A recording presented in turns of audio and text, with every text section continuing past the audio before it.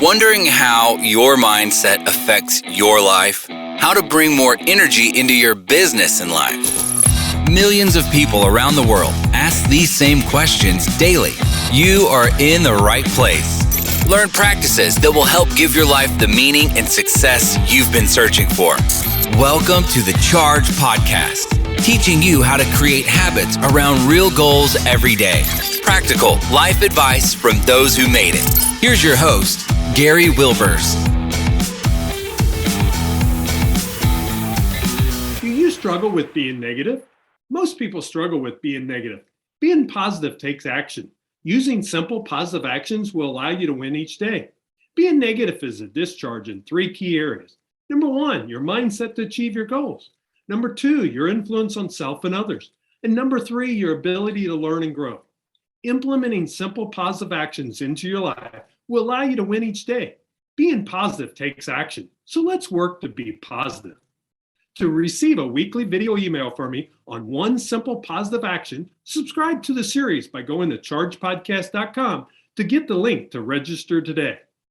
Life is short, so why live your life by default when you can live your life by design? Make it a great day. Welcome, Chargers. We're glad to have you back again today. Can you believe we're in the September, third quarter of 2022?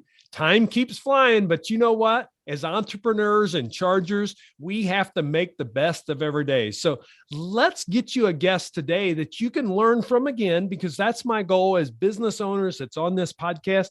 You're wanting to learn, and you're always wanting to learn of different opportunities that's out in the marketplace. And today's one of those that you are probably doing, or maybe you've thought about doing, but maybe you haven't pulled the trigger yet. And I think our guest will be able to answer some of those questions. So Zack, if you would share with us, what problem will you help solve for our listeners today?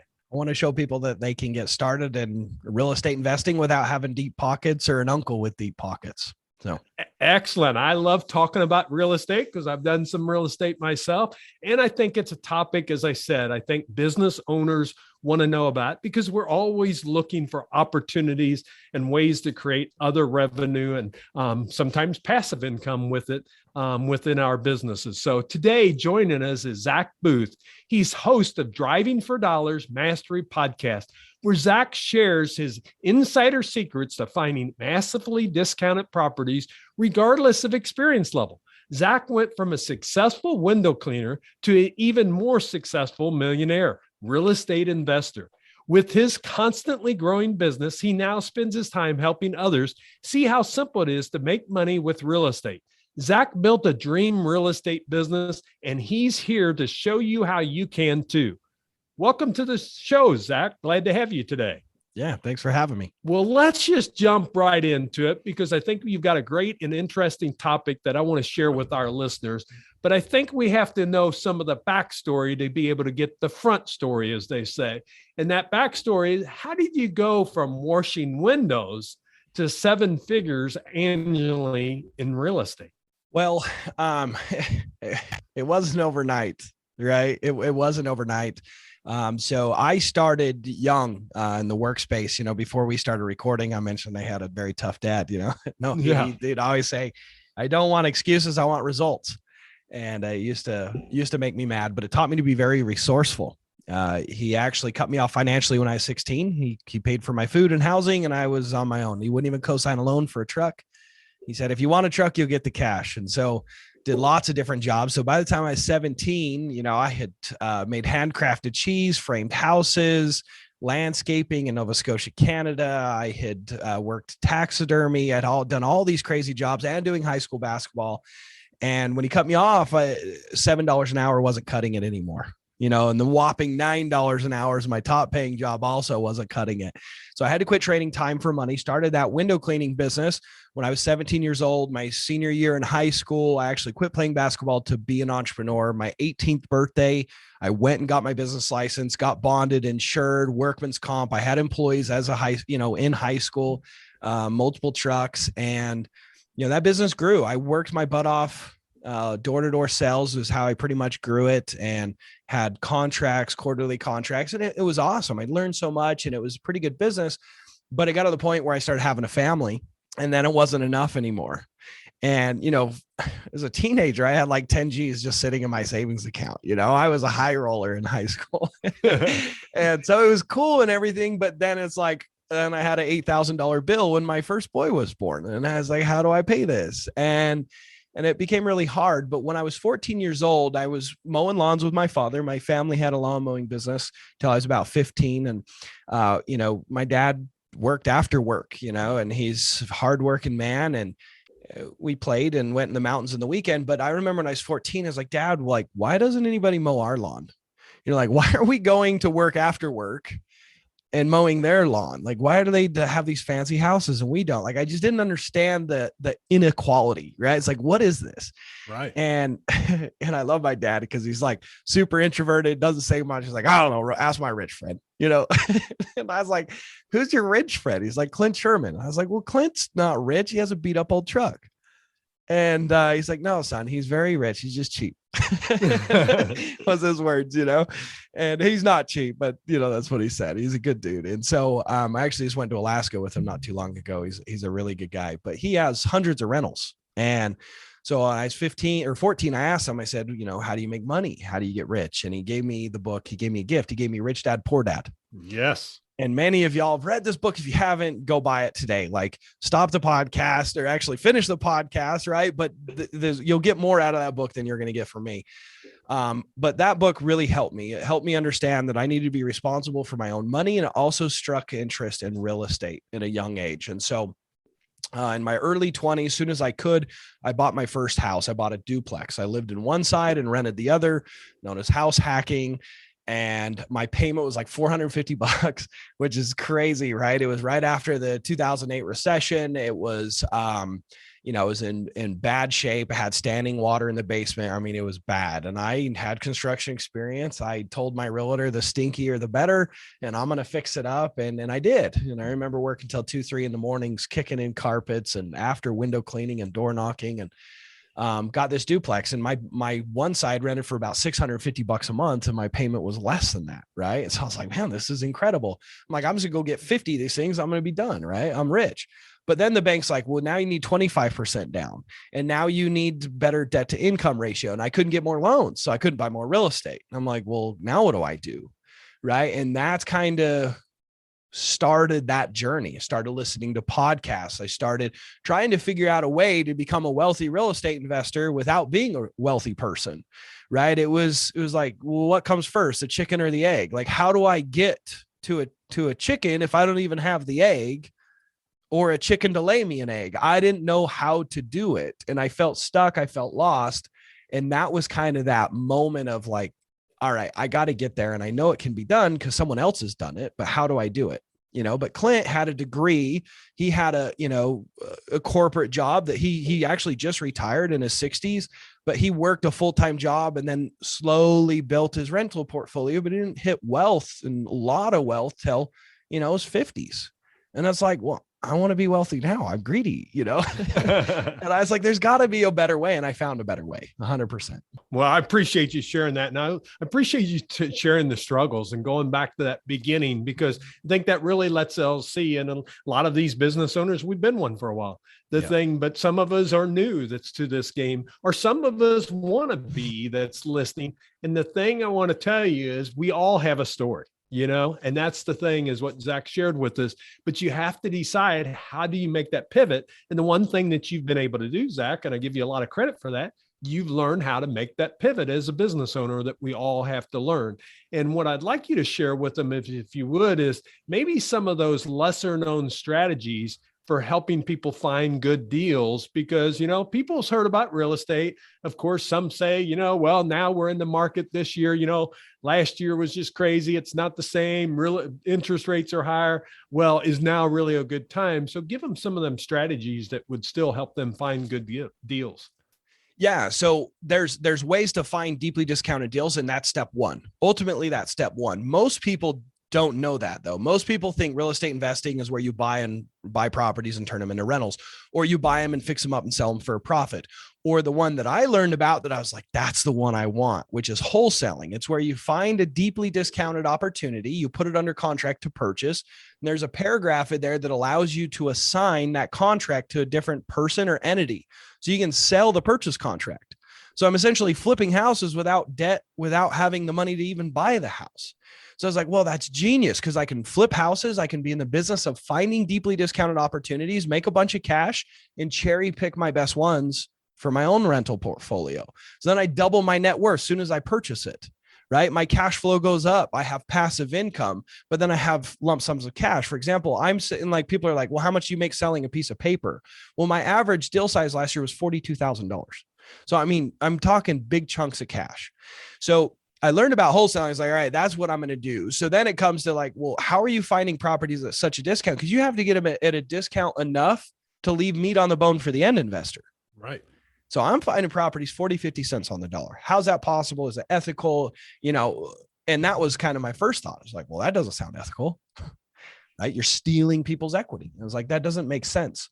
What happened? So I learned about this in a podcast actually. And I was like, oh, I learned about it. And it took me 2 years before I ever took action. Sure. And I had an experience that changed my perspective and belief in this. And I thought it was either a scam or you're taking advantage of people. And so what happened was I was washing windows for a guy named Stan, super wealthy real estate developer. He's cleaning his mansion, and he was so nice. He was the nicest guy. He was like 80 years old. And he was super funny. And he, I asked him what he did for work. He's like, oh, as a real estate developer, as a civil engineer. And then I started developing neighborhoods, and he had 2 giant multi-million-dollar developments going. And that's what he was spending his time on, right? He's just wheeling and dealing at 80 years old, and he's telling me his story and how he had found his success. And dude, it was like an hour and a half later. I was like, man, if I could just get 2 rentals this year, that would be incredible. He's like, oh, that's so awesome. I have these 2 properties I haven't collected rents on in 4 months. Property manager bailed on me. I don't even want them. Do you want them? And I'm like, oh, sure. He's like, okay, $500,000. It's like, I can't get $500,000. I don't have the down payment. I don't have any of that stuff. And he said, okay, that's fine. I'll sell them to you and I'll be the bank. You just pay me. I'm like, okay. And he's like, how much can you put down? I was like, $2,000. And he's like, okay. I was like, what?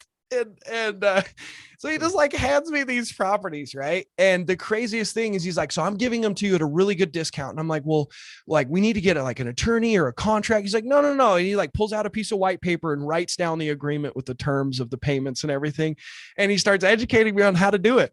He's like, so I'm going to go out of town for the weekend, take this to the title company, right? And they're going to figure out, make sure that this is going to work and there's no liens or anything on the property. I want you to go knock on the door and talk to the tenants, inspect the properties, get a bunch of pictures, call an agent, make sure it's a good deal. Cause I'm telling you, I'm giving you a good deal. I find out these properties are worth like $750,000 and I'm getting them for $500,000 for no money down.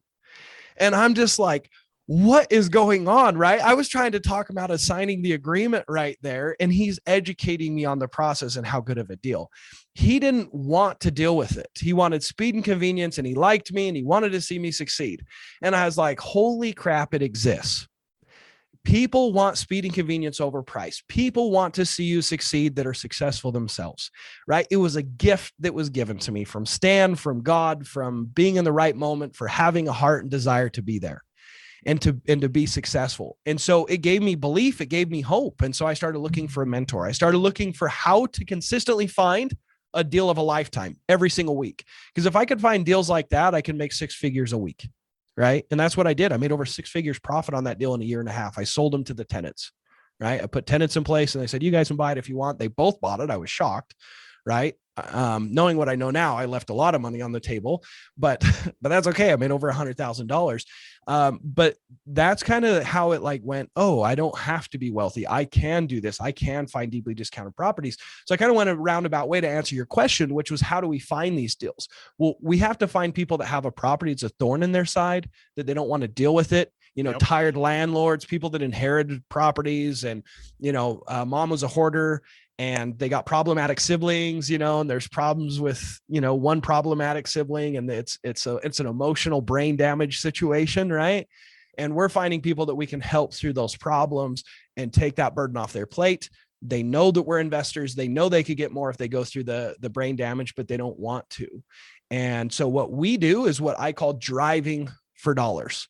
So we drive around and we find these houses. You can see them everywhere around you. They have physical signs of neglect. The house down the street, the lawn super long and everything else. I guarantee you, I'm driving past those houses. I'm adding them to my spreadsheet and I'm reaching out, texting, cold calling, and postcarding those people and saying, hey, do you want to sell your house? Right. And so that's what I'm doing. I'm doing a lot of that. And I'm finding about a deal a week that I make over 40 grand on. That's excellent. And I just love how, though, that you learn and then the opportunity came. See, and that's the key for most of us as entrepreneurs. We have to first do the homework, and because otherwise you wouldn't have known it was an opportunity. You know, well, I kind of didn't, yeah. but I knew I wanted one. Right. Exactly. Yeah. Because otherwise you wouldn't have them. And so it fits something that I said. I said a quote that I have is goals. It's like having your headlights on because you know where you're going. And what happens is you're more aware of those opportunities that comes, because, if you weren't aware of it, you still would have thought, oh, that's too good to be true. I can't do that. I wouldn't pull the trigger and things of that nature. So appreciate you sharing that. Let's go to the next area of kind of some of those common mistakes that people make when they're trying to really do their first real estate deal. What's some of those mistakes that they make? Well, I think that you shouldn't do flipping or buy a rental for your first one. I really don't.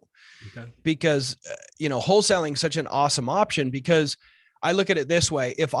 So I have a list of all the investors in my area, all the buy and hold investors, all the flippers. And if I say, hey, here's an opportunity that I have an assignable purchase contract, come and inspect the house with me and make me your highest and best offer. And let's say I have it under contract for $200,000 and my best offer comes in at 180. Well, guess what? I'm 20 grand too high for the most experienced investors around me. Then I could go to the most experienced investors and say, hey, why am I under contract too high? Right. And they're gonna be like, well, Zach, you didn't see the foundation issue. Well, Zach, you don't understand the situation of the current existing interest rates changes. So if you are in the business of finding deeply discounted opportunities for investors, those investors will educate you. You will become the most educated investor in your market by providing investment deals.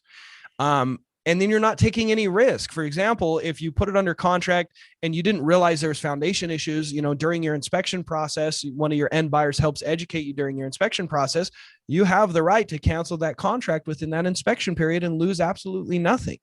So you get to do what my uncle says, earn and learn, young man, earn and learn. And so that's why I think everyone should start with real estate wholesaling. It's because you're learning everything you need to know about the niches of real estate and all the problems and probate and fire damage and construction costs and all those things without having to get debt or risk money. You don't risk anything by starting that way.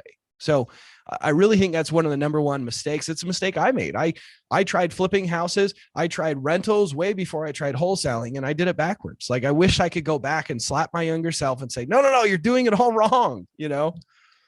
So you learn from those challenges and mistakes that you made. Now, tell me, I was curious with some of the information I saw that you have out there. You did this 40-day real estate challenge. Tell me about that. Well, you know how I said, I told you a story about Stan, whereas I didn't believe it. I thought it was all BS, Sure. And then I met Stan and it was like this gift, because I believe that if you want to have a massive amount of success, it's a cycle. It actually starts with the belief. Because if you have a lot of belief in something, you're going to give it 110%. You're like, oh, I know it's a matter of time. I got obstacles, but I'm going to push through. You're going to give it 110%. And the results you get are going to be amazing. And if you get amazing results, you'll be like, I knew it. And you're going to spiral upwards in confidence and belief and action. And you're going to get better and you're going to get more skilled and you're going to have massive amounts of success in your life. And then the opposite is true. If you go at something half-hearted, I don't know if this is going to work. And then you take a little bit of action and you don't get results. And you're like, see, I knew I was a failure. I knew that I couldn't do this. I knew it was a scam. Right. And so my thought is I didn't really ever take massive action until I saw it happen for myself. I got that gift from God. I got that gift from the universe, whatever you guys want to say, but it was a gift. Right. And I'm so grateful for it because it gave me massive belief. Yeah. I went and risked a bunch of money on a coach and put money into marketing and went door knocking. I got really uncomfortable. Right. And I wouldn't have done that if I didn't know I could make another 6 figures in a couple hours of talking to someone. And so I wanted to give that gift to other people. So I accidentally became a coach over time. Maybe we could talk about it, maybe not, but I realized that was the biggest thing holding people back, is the belief in themselves, that they'd see me and think, oh, he's great. And it's like, guys, I'm just window cleaning. You can do it. I can't. Yeah. Yeah. I'm really nothing special. I got all this energy and excitement because I have had success. Right. But dude, I really am no one special. If I can do this, you guys can do this. And so I was like, how do I demonstrate that? How do I give them that gift of seeing Stan, right? And meeting Stan and seeing it happen real life, real time. And so I was like, well, I'll go do it. I'll go demonstrate day by day. So I came up with the idea that I have to fly across the country because I can't have my normal connections. I can't have my employees, can't have anything. Plus I can't have my loads of money that I have now. So I only got $1,000. And I was going to show people what it looks like from scratch in a whole new place with no experience, no understanding of the market. And I wanted to make the average American income, which was a little over $40,000 in just 40 days from scratch. Wow. So I documented day by day doing that. I blew the goal completely out of the water. I sold 3 deals. I got 3 properties under contract, sold the contracts, made $93,000 profit in just 40 days.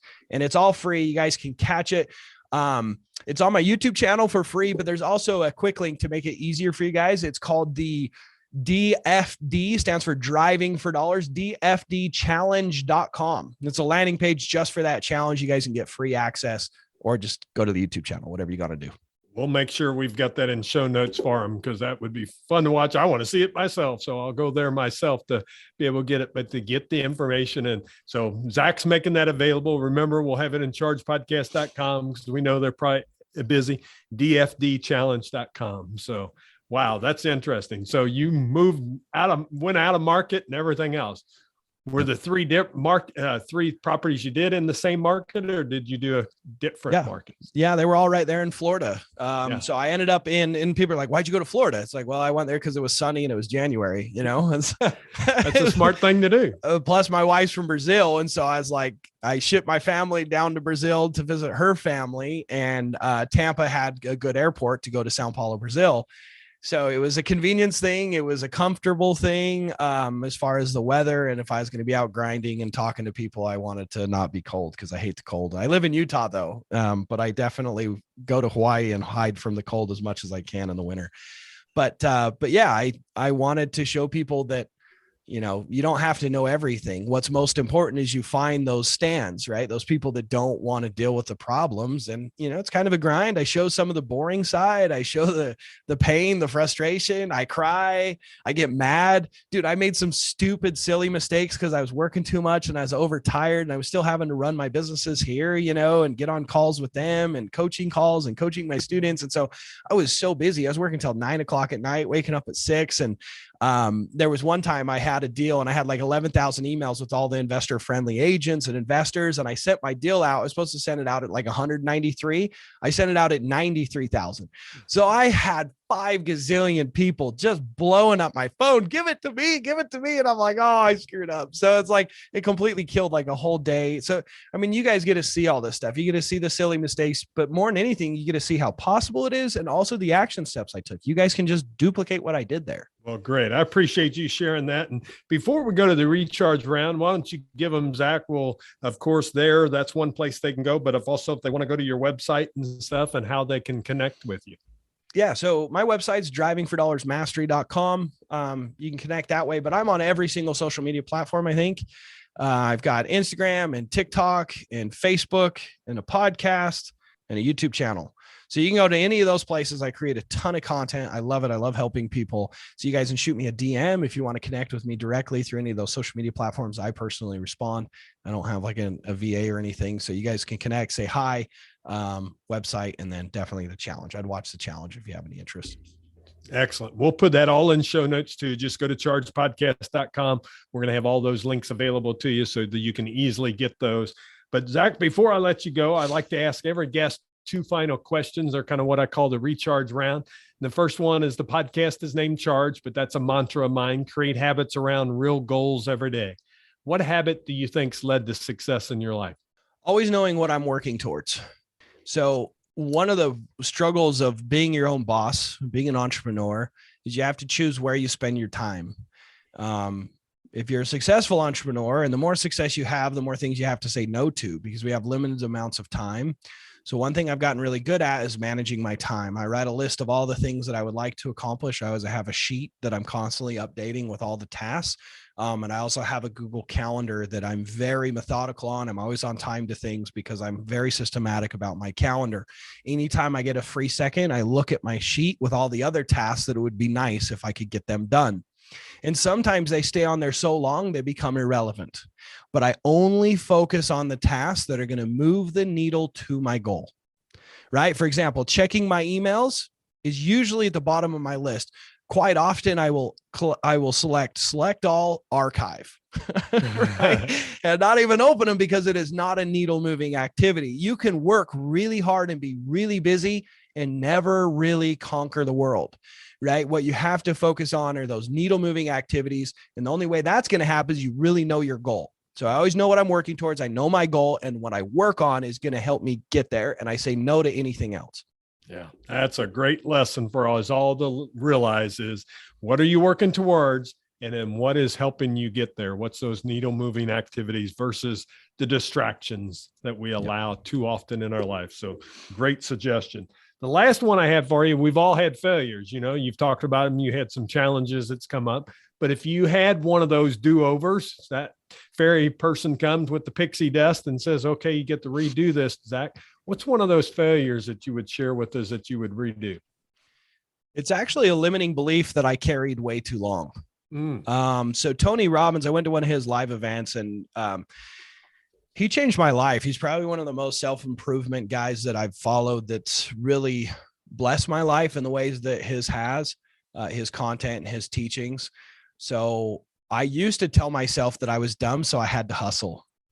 I struggled in traditional education. I got really good grades. It was just I was good at talking the teachers into feeling sorry for me and giving me an A, but I tested really poorly.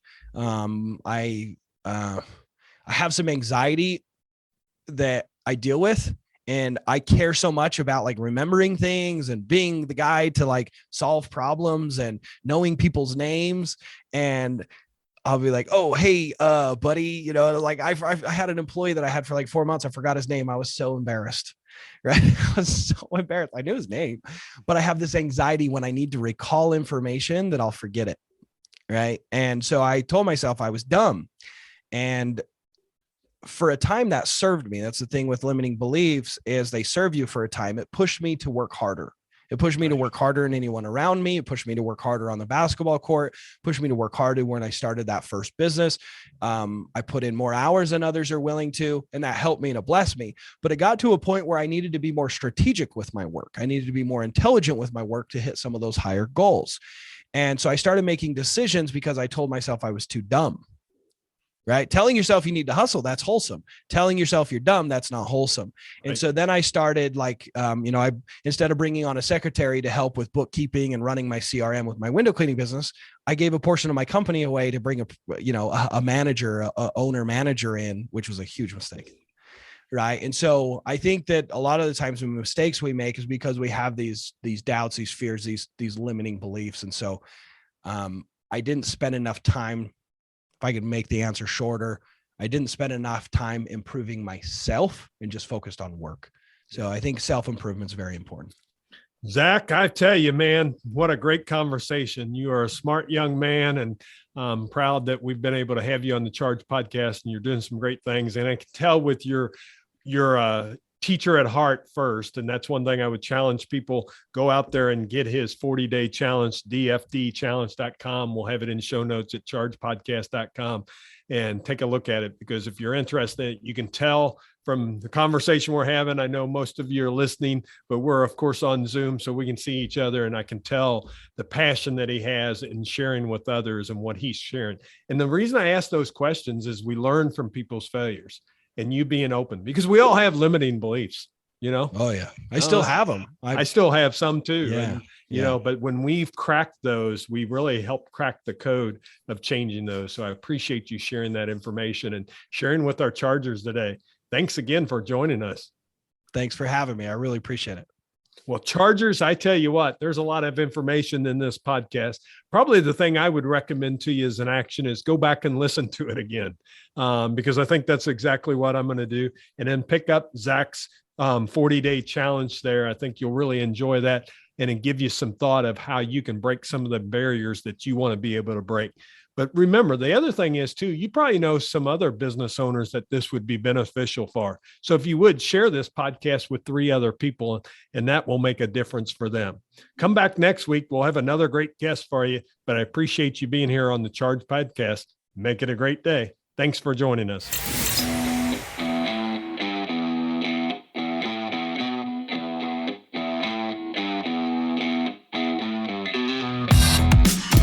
This podcast is ended, but your life doesn't just stop.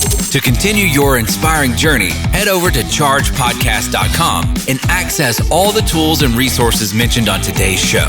If you enjoyed this episode, consider sharing with somebody who may also benefit from the advice provided.